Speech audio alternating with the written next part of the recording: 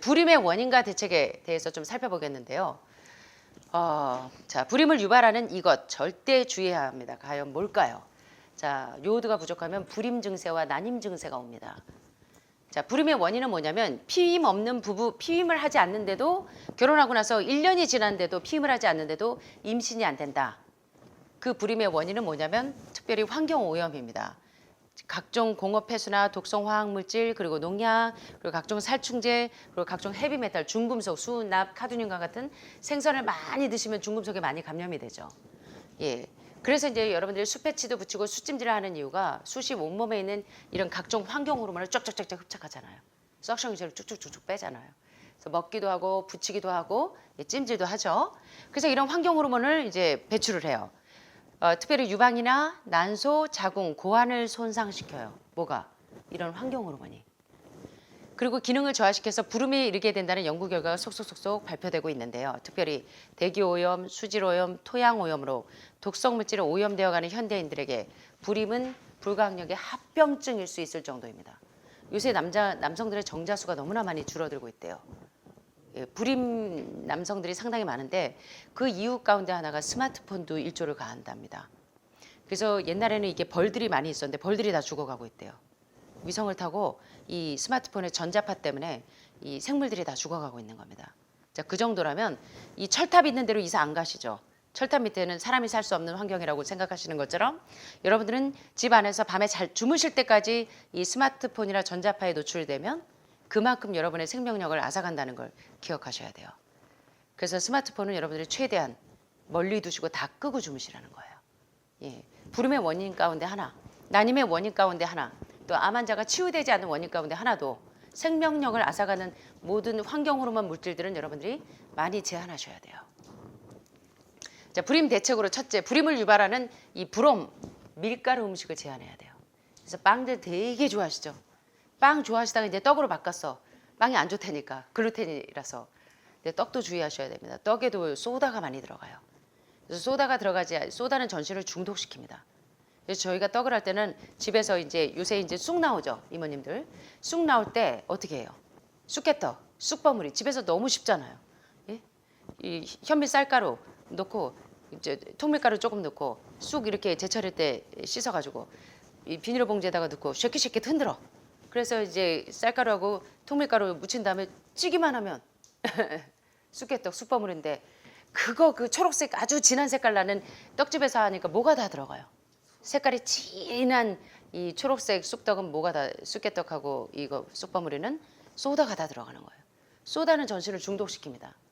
그래서 쑥떡이 건강하다고들 드시는데 알고 봤더니 소다 때문에 오히려 득보다 실이 많을 수 있다는 거예요. 그래서 여러분들이 너무 쉬우니까 그래서 제가 이모님들한테 이제 봄철에 5월 달에 약쑥이잖아요. 체온을 쑥 올리죠. 자궁 난소에 상당히 또 도움이 되죠. 그래서 이제 그렇게 쑥개떡 쑥버무리 하는 거 저 요리책에 다 나오죠. 좀 잘 활용하세요. 특별히요, 암 환자들뿐만 아니라 이 궤양성 질환 환자들 그리고 불임이나 난임이 있는 분들은 밀가루 음식을 제한해야 돼요. 근데 요새 젊은 청년들 보면 밥을 거의 안 먹더라고요. 예. 요새는 그 아이 안 낳는 걸 무슨 족이라고 합니까? 딩크족. 와, 여기 세련되신 분 있네. 요새는요, 아예 이거 미팅하고 이럴 때 선볼 때 다 그런데요. 그 요새 뭐 모태솔로인가 무슨 영화 뭐 있다면서요? 드라마 뭐 이 프로 뭐 오락 프로그램 모르시나 봐요. 여러분들 다 모범생들이시라. 예, 거기 보면 이 딩크족들이 많이 출연한대요. 딩크족이 뭔지 아시죠? 불임 난임 이전에 아예 아이를 갖고 싶어 하지 않는데요. 나 혼자 살기도 힘든데 내가 언제 아이까지 키워가며 직장생활하며 이 슈퍼우먼 나 못한다. 근데 그거는 비단 그들만의 책임이 아닌 것 같습니다. 그죠? 예, 아이를 낳아서 모두가 함께 이 사랑하고 키울 수 있는 그런 환경이 못 되는 그 사회적인 구조적인 문제에 대해서 우리도 조금 사회 의식을 좀 가져야 되지 않나 이런 생각을 좀 많이 해봅니다. 자, 그래서 특별히 요새 젊은 친구들이 뭐 딩크족이 되기 이전에 아예 불임 여성들이 많아요. 그 이유 가운데 하나가 이겁니다. 모든 주식이 흰쌀, 흰밀가루, 흰설탕이에요. 밀가루 음식, 글루텐이 많이 들어있는. 그래서 소화기 장애가 많고 궤양성 질환이 많아요. 그래서 불임을 유발하는 대표적인 음식이 바로 밀가루 음식이에요. 주무시다가도 국수하면 뻘떡 일어나시잖아요. 모두가 그죠? 그만큼 여러분들 국수 좋아하시잖아요. 예, 그래서 만약에 국수를 드신다 그러면 글루텐 프리를 요새 드시라고요. 그래서 글루텐 대신에 저도 이 콩고기에 뭘 넣냐면 이 만주호가, 이 전분 있죠. 타피오카 이런 것들을 활용하시면 돼요. 예, 그래서 글루텐 프리 음식을 좀 드시면 좋겠고 불호만 안전적인 컴퓨터. 그래서 여러분들이 집에 선인장을 좀 키우셔야 될 것 같아. 예, 이 컴퓨터 이런 거 이 바이러스들 좀 잡아가게. 전자제품, 카메라, 자동차 시트, 소파, 카페 이것 때문에 알러지 비염 있는 분들 많죠. 거기다가 또 실내에서 동물들을 키우잖아요.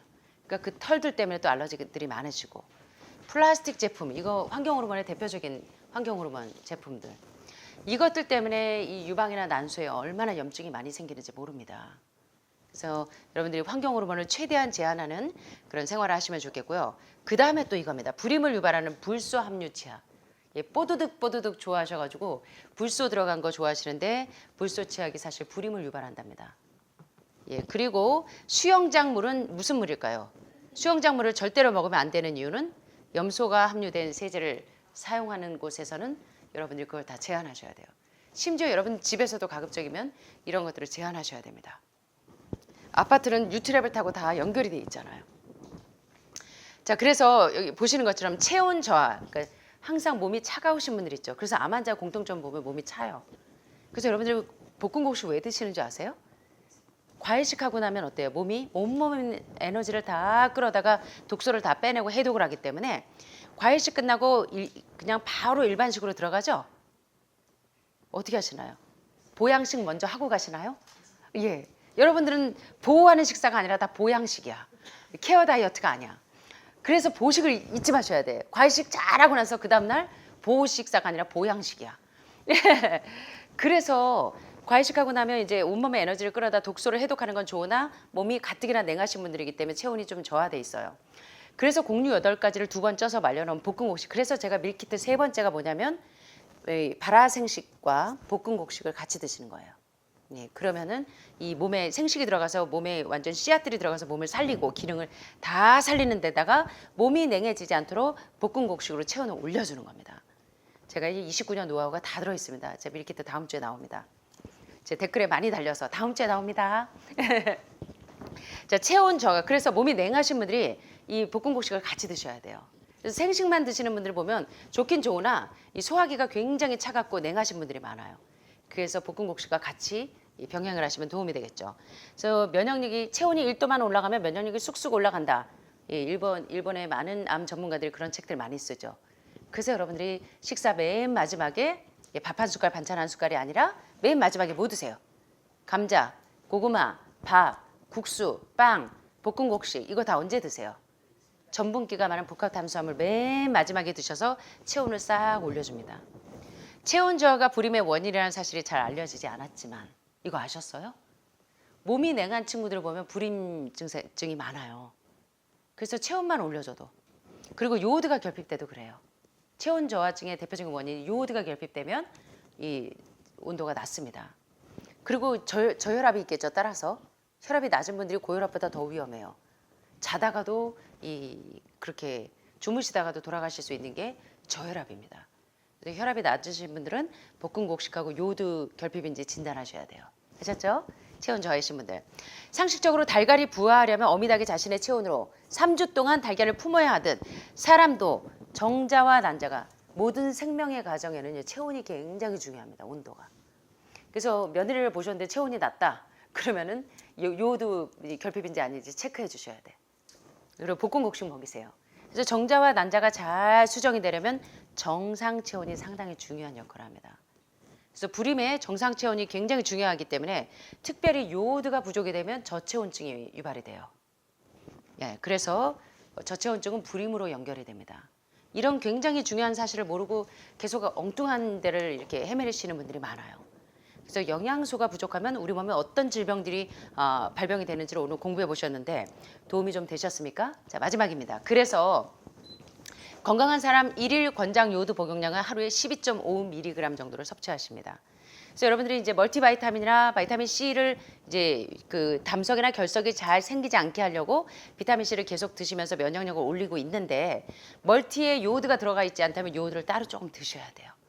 여러분들 같은 경우에도 자 그래서 면역력이 쑥쑥 올라가려면 방사능 요오드의 체내 흡수를 최소화하고 또 갑상선, 유방, 난소, 전립선, 백혈병 등을 예방하는 데도 요오드가 굉장히 중요하다는 사실 그리고 각종 감염성 질환을 예방하는 데 면역력이 쑥쑥 올라가는 데도 요오드가 굉장히 중요하고 특별히 갑상선이나 류마티스, 강직성 척추염이나 루푸스, 자가 면역 질환도요 요오드 결핍이 많습니다.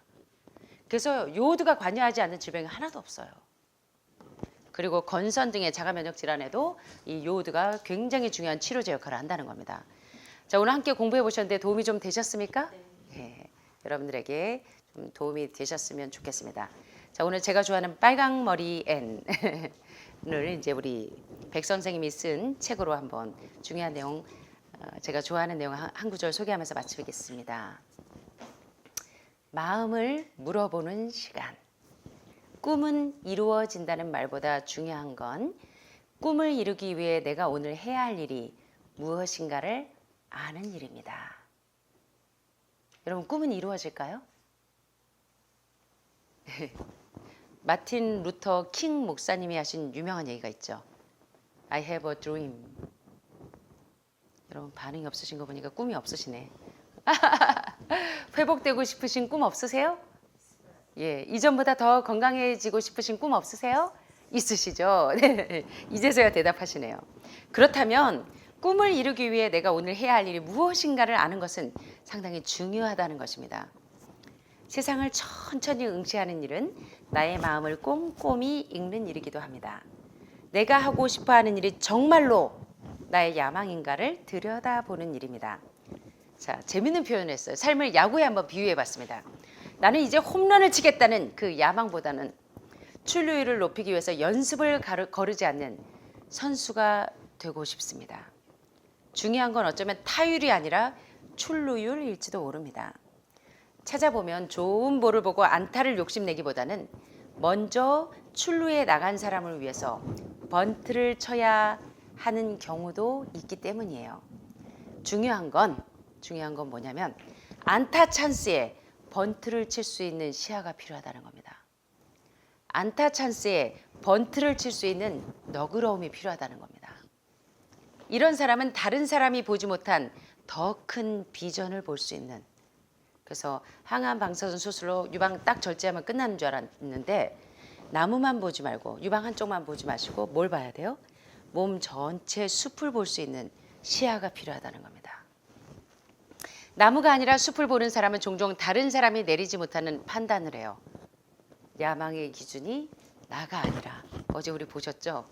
고기를 즐겨 먹고 소를 먹는다는 것에 대하여 돼지를 먹는다는 것에 대하여 그리고 닭을 먹는다는 것에 대하여 여러분들은 그저 우리는 소를 사서 먹는 단순한 소비자인 줄 알았고 닭을 사서 먹는 단순한 소비자인 줄 알았고 돼지 삼겹살을 그냥 즐겨 먹는 단순한 소비자였는 줄 알았는데 알고 봤더니 닭이나 소나 돼지를 살해하는 과정에 참여한 사람들이라는 사실이 어제 우리를 참 마음 아프게 했었습니다. 그래서 이제 나라는 세계관에서 우리라는 세계관으로 확장되어서 예수님이 우리에게 가르쳐 주신 너희도 서로 사랑하라는 그 계명이 오늘 여러분과 저에게 모두가 우리를 더 큰 비전을 볼 수 있는 사람으로 이끌게 되기를 간절히 소원하면서 말씀 마치겠습니다. 감사합니다.